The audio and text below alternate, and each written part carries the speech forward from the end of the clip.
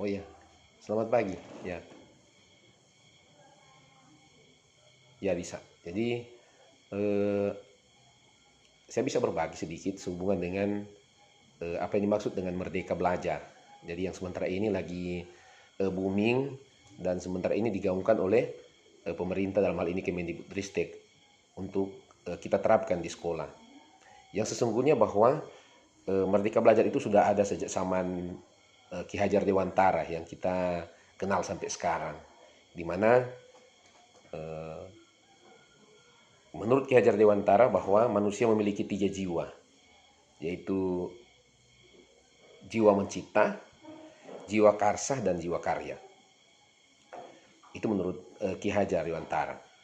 Dan dalam hal ini juga dikuatkan oleh penelitian dari Wawan Eko Mujito bahwa konsep merdeka belajar adalah konsep belajar memerdekakan peserta didik. Itu. Sehingga mungkin hal itulah yang munculkan konsep merdeka belajar sampai pada munculnya kurikulum merdeka. Nah, kalau mau ditanya apa yang dimaksud dengan kurikulum merdeka?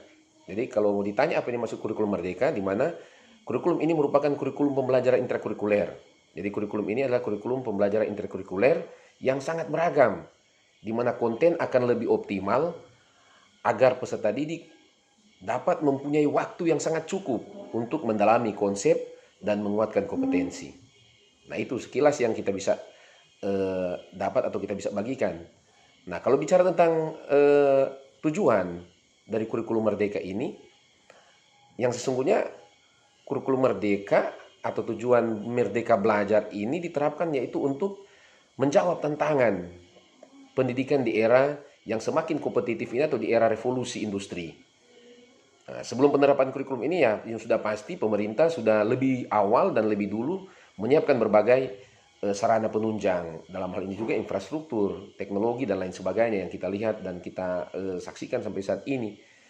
Nah, itulah positif-positif yang sudah dilakukan oleh pemerintah. Nah, metodenya, kalau mau ditanya metode sebenarnya tidak ada bedanya dengan metode-metode pembelajaran yang sebelumnya.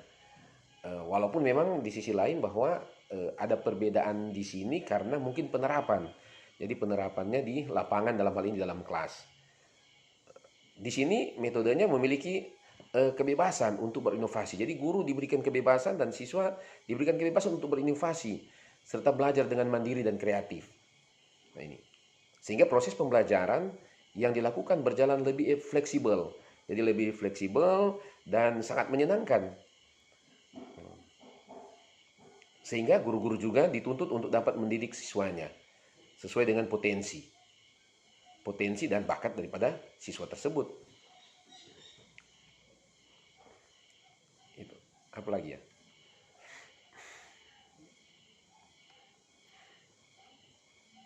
Ya. Nah, apa kurikulum merdeka itu sudah efektif? Ya, sudah pasti di era kompetitif ini atau di era yang semakin penuh persaingan ini, kita rasa ini sudah sangat memberikan kontribusi sekaligus juga memberikan sesuatu manfaat yang lebih efektif. Jadi kita rasa ini sudah semakin efektif karena menjawab tantangan yang sementara ini dihadapi di masa yang semakin penuh persaingan dan semakin kompetitif. Sekaligus juga dikatakan efektif karena konsep merdeka belajar ini juga sudah menitik beratkan pada peran siswa, peran peserta didik. Jadi kita lihat kita juga guru dalam hal ini juga pihak sekolah berupaya untuk melihat tingkat kemampuan siswa dalam proses pembelajaran sehingga menuntut kita untuk mengembangkan potensi-potensi yang ada di masing-masing siswa. Itu mungkin hal-hal penting yang bisa saya bagikan kalau mau ditanya tentang apa yang dimaksud dengan merdeka belajar ini atau apa yang dimaksud dengan kurikulum merdeka yang sementara ini digaungkan oleh pemerintah dan sementara ini diupayakan oleh pihak sekolah. Mungkin seperti itu dulu yang boleh saya bagikan kalau Ada yang lagi yang boleh ditanya?